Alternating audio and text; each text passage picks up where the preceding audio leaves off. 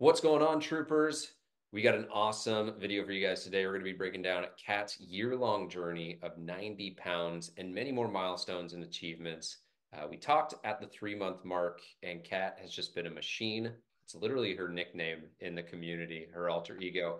And Kat, I'm excited to have you share what's worked for you, the challenges you've overcome, and really just kind of help other people get inspired as you break down your transformation. And so I want you to share the story because you experienced it and you got all the details, but thanks for coming on again and sharing it with everyone. And I'm excited. Awesome. Thank you. So let's crank it on back a year. You just had a birthday a year ago. What was going on in your life? Health and fitness. Yeah, that September 30th, 23, that's what it would have been. And I think it's like it's so weird to even see the pictures now because I just hit 270 pounds and like I just felt so unhappy with myself physically because I couldn't recognize the person that was on the other side, and it just kind of like it felt like it snuck up, but then the 270 hit me. And I was like, there was for a while I could live with it, but like once that happened, I was just like, no, that this is the end point, no more. I was also like, I don't think I was mentally doing the greatest either. I was just like always falling into bad habits, and then you get into that self-sabotage that, oh, I shouldn't, but then you end up doing it anyway. And that's there's a many things with that stuff. So then like I was just feeling very uninspired, and like I was just failing as an adult or failing as a human being. Um, and yeah, I just like when that scale hit to 70, it just, you know, that was like the breaking point, and I had to be like, okay, I gotta go do something. Like I can't continue because what comes after 270, 300, 350. And I just had to go pull it around. Yeah. What habits would you say because changing your health and your physique and your body is really a game of habits. What would you say are the habits that either slowed you down or kind of put you in that mental funk? Could you put your finger on any specifically that maybe are fine to do in moderation, but maybe you were just your dopamine is getting hijacked and you're just doing it too much? Yeah, I think the biggest one was probably not realizing how bad all the snacks, the ice creams, all how much there really was. Or like when you don't wanna cook and you just grab some McDonald's, and you do that, maybe not every day, but you do it every other day. And to just realize that, McDonald's is like 1,500 calories, probably, I don't know, something like that. And that's just like a snack, right? That's what like, you recognize it as a snack. It never really fills you up. Or you go have ice cream every few days, then it's just like, again, another bomb in your system. And I think that definitely, well, would have probably over time led to the pounds. But I also, I think I was just feeling like, because like those, like that McDonald's run at 10 or 11 p.m. is like a last minute, I'm hungry, I need something to eat right now. Like, why can't I go make myself some food? Like, why can't I go grocery shopping? Like, there's like all of these, like, these why can't I do this? And then you still end up just, the last minute thing. So that I think then just mentally puts you into that place where you just feel like a loser all the time, Mm. right? Like you can't do better. It is what it is. And just suck it up, and you keep on doing that stuff. Yeah. So it sounds like you hit that threshold of the 270 where that was like the enough is enough and it was your birthday. What did you do to start looking for alternatives? Like, did you try doing different diets? Did you immediately look into coaching? What was that journey like to being able to go like, all right, I need to make a change. What are my options? Yeah, I think 270 was the breaking point, but it had been on my mind probably since the summer because I saw the Trooper transmission first, the Cadet series, I believe. Like that was around June or July when I tried that. Um, but I was like, and I still like kind of like in that I want to be fit. I used to be fit, but it's just the consistency. Like it wasn't hitting. Like it was just not happening. I would do it for like 2, 3 times, and then life happens, or they're having an off day, and then you have that yo-yo here, yo-yo there, and then you after 3 weeks you give up because, oh my God, it doesn't work anyway. That's probably like what again, and I've done, yeah, a lot of just like different YouTube stuff to see if there's something that would like work for me or that I like. But I feel like I was just not hitting the consistency quite right. Um, and again, like, I don't know, that I think it was probably just more like that mental game that why try if you can't do it anyway, like when you can't be consistent with it. And then then the weight kept on creeping up, and it was at 270 was just when I was like, nope. And that's when I reached out to you because I always saw that on the comments in the YouTube description, reach out for the one-on-one, and I had watched your video on, I think then it was still like how to look your best for cosplay. I think that was the approach, and I was like, this is the first guy that's like doing it with a like a nerdy flair to it. Because I had a personal trainer first when this was pre-COVID when my back got diagnosed with that compressed disc. And I was just never quite happy with that. Like, yes, I got strong, but we didn't do nutrition. And then I gained a lot of weight with it. And I literally got stretch marks from working out. So I was like, that's not what I wanted. And I think I was desperate September 30th last year, and your approach worked. Like, I felt like, okay, I'm gonna give it a try. And, I can only do my best. And if it then still doesn't work, then I don't know. That's a 3 months from no problem. I think that's kind of where I was at. Yeah. It's interesting that you talk about consistency, and I think everyone struggles with consistency.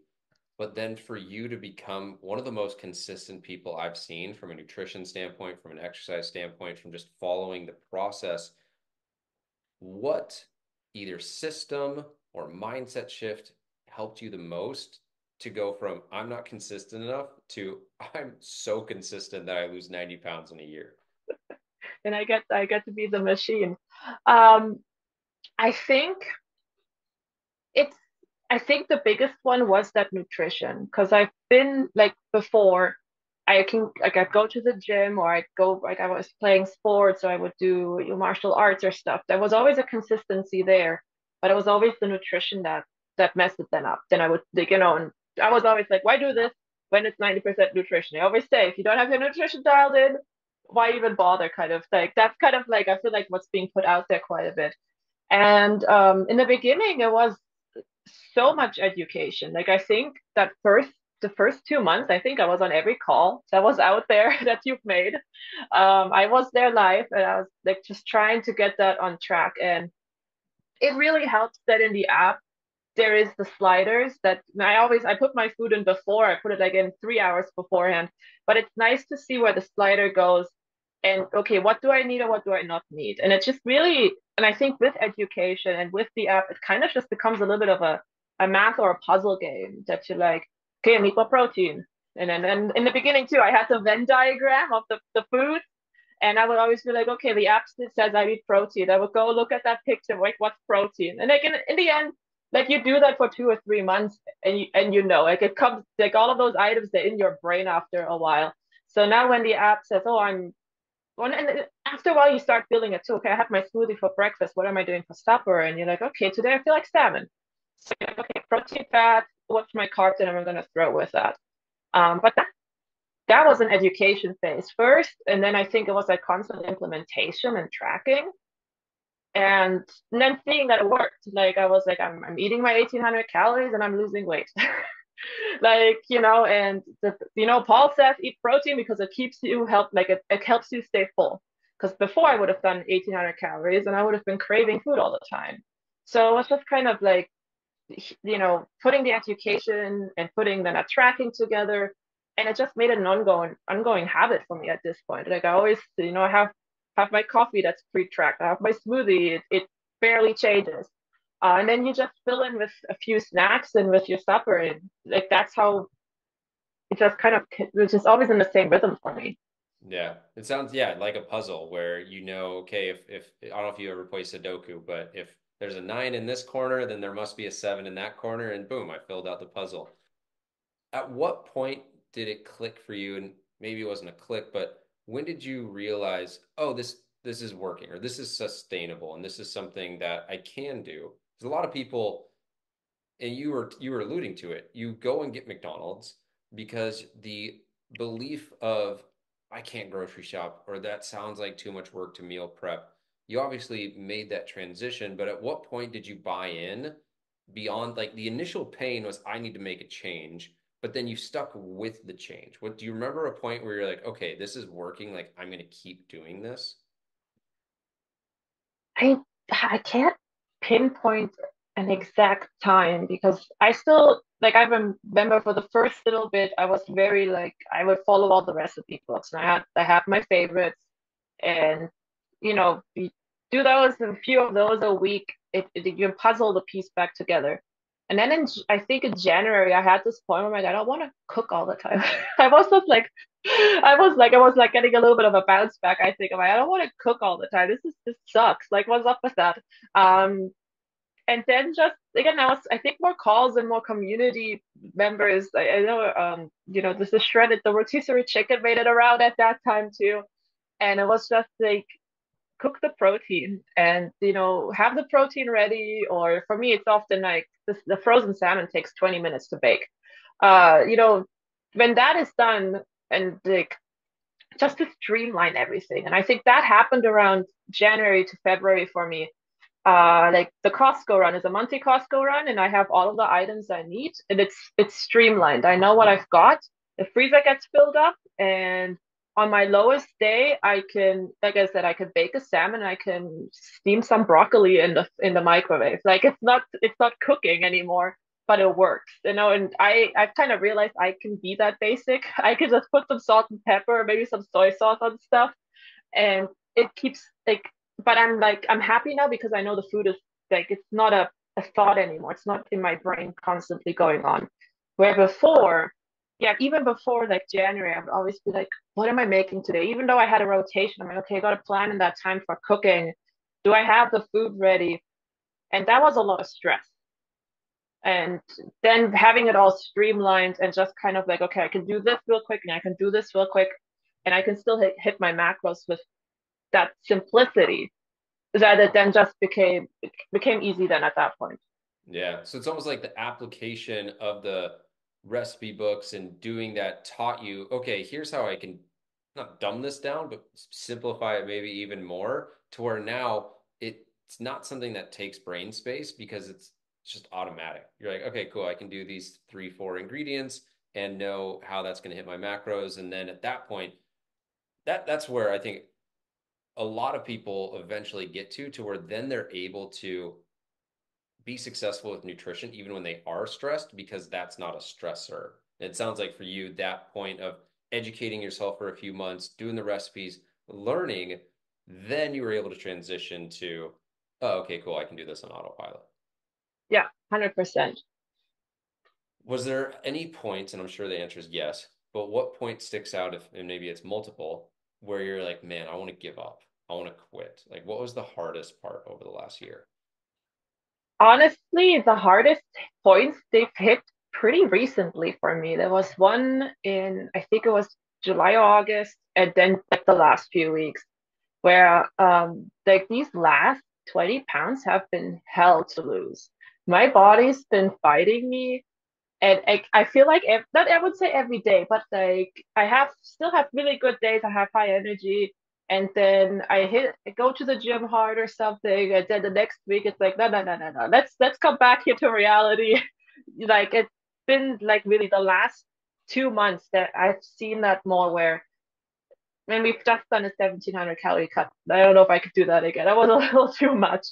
Um, but it's like those days where like I was hitting that low energy and like there was a lot of well you can call it biofeedback. Like my body was just not having it.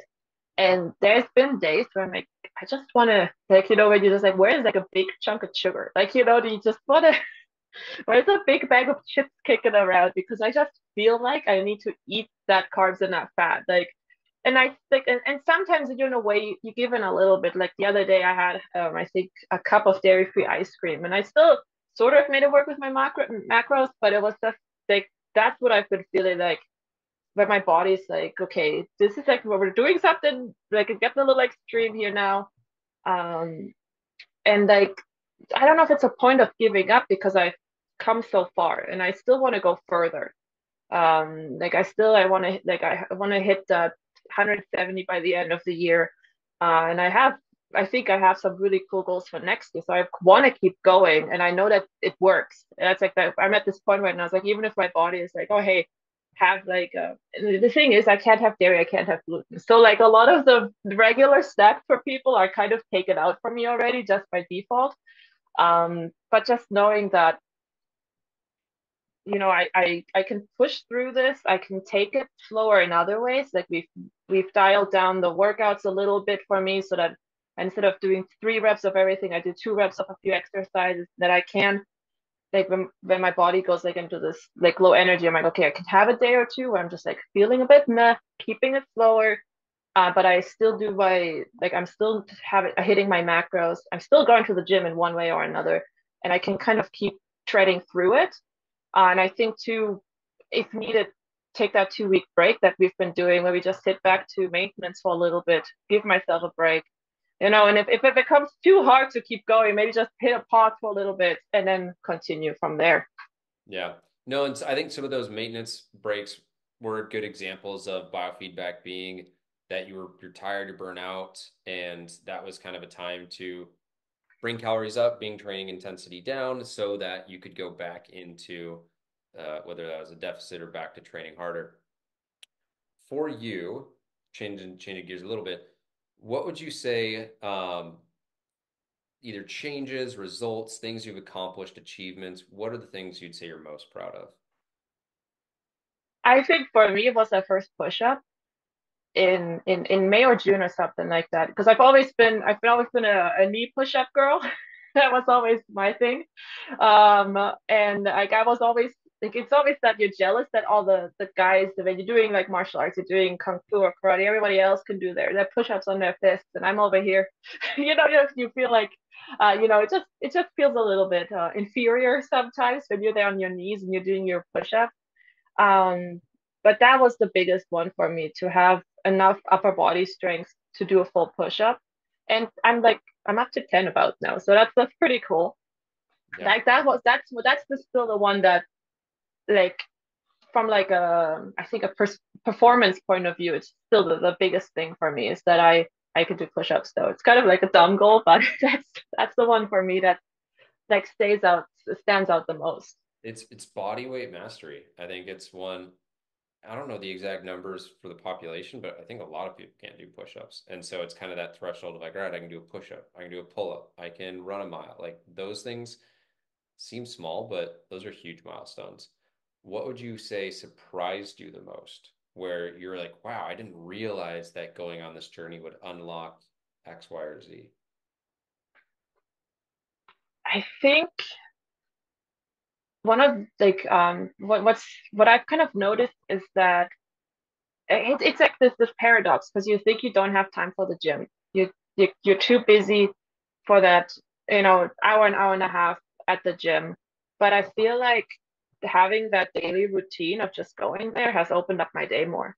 Like I can like most times and I work from home, so like my schedule is different from other people. But I'm in front of my computer, 9 or 10 o'clock, and I do my 4, 5, 6 hours of work, and I just keep on it. And then after I'm done with my work, I'm still have enough energy to go and do my creative work. Like, I can, and for me, I'm as a graphic designer, I'm working on my portfolio right now. I have a bunch of stuff that needs to be revamped. And then I go to the gym and like before it was just like you always feel like you're chasing time. And I still sometimes like there's stress days where I feel like I need another 30 minutes or another hour here or there. But I feel like and I've seen it. I'm getting more stuff done. And before having this like the routine of the gym and kind of eating properly at the times, I always felt like that there's more I needed to do in a day, and I was always feeling like I was behind. Hmm. That's interesting. And I know exactly what you're talking about, where structure or the habits and the routines actually creates more time.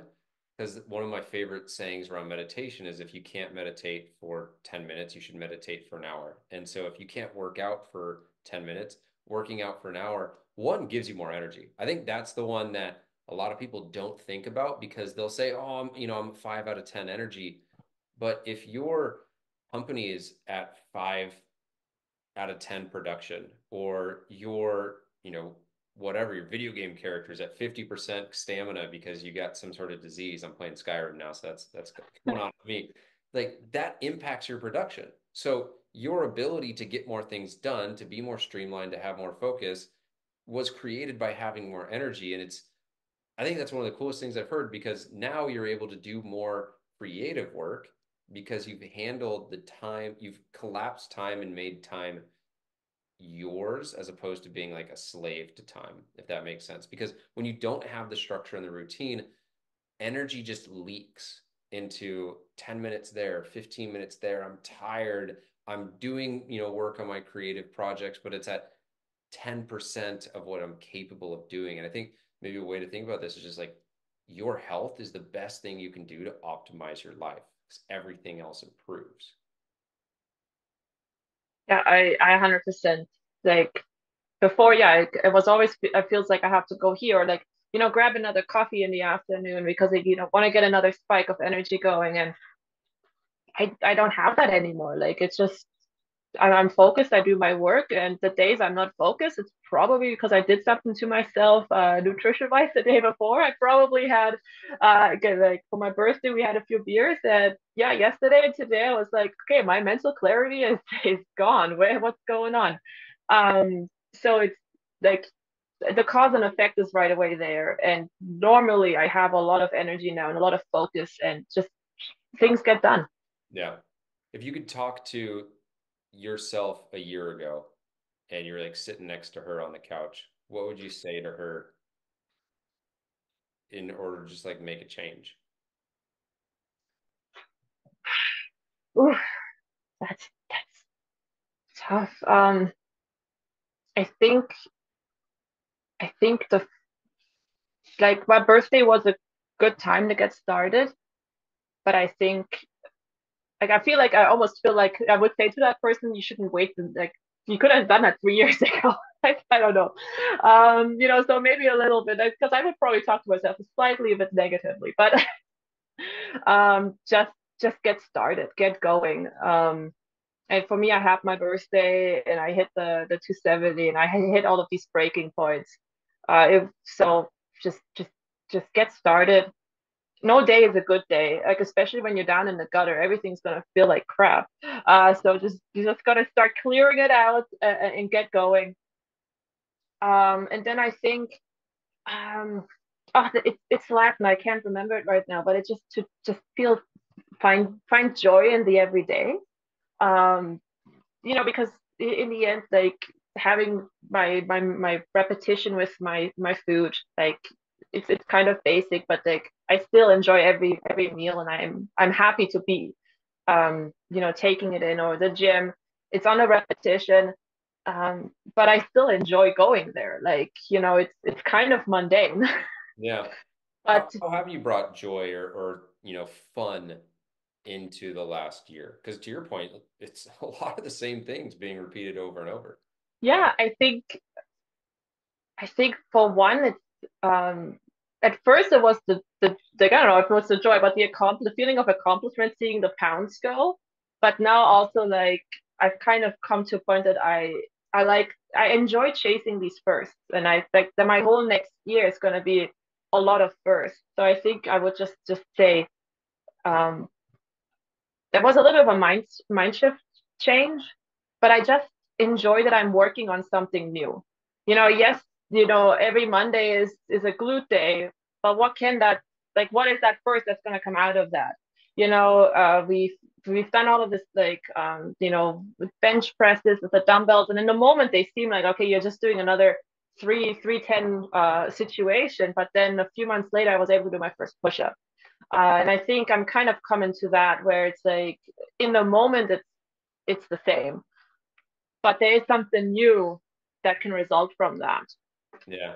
And you're a creative, so you'll get this metaphor. I got this painting behind me. It's not mine, but it's like every brush stroke seems monotonous, but it's creating a one of one piece. And so every push up, or not push up, but bench press seems, the same, but it's building to that first push up. And so in a way, it's like these pieces that you're collecting of your fitness journey, and these random things that you're doing are working towards a purpose, and that purpose might be like the first time you do something or the best time you ever do it. And I think that's a really cool way to think about it, because it's really easy to just get lost in what's the point of me doing this. And there always is a point, and that point is, as you alluded to, identifying. And maybe it takes that first one too, like being like, oh wow, I just did a push-up, what else can I do? What else is this building towards? And just getting your first one, then it becomes addicting, like catching your first shiny Pokemon, I imagine. Yeah, there's a new one on the radar tonight. So That's an inside joke. Cat's a Pokemon master with Pokemon Go. So I was joking on that. Cat, thank you so much for taking the time to share your insights. You've done multiple of these now, and it's just been so cool to see your transformation. And I have no doubt this is going to inspire hundreds of people. So proud of you. Keep it up. And thank you. thanks for having me.